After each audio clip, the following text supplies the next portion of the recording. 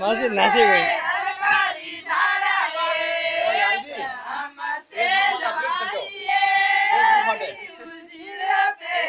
Facebook अलग होनी है।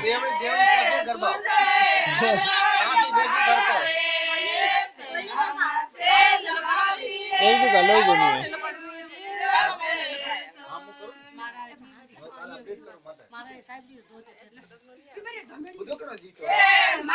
वादी पे उतरे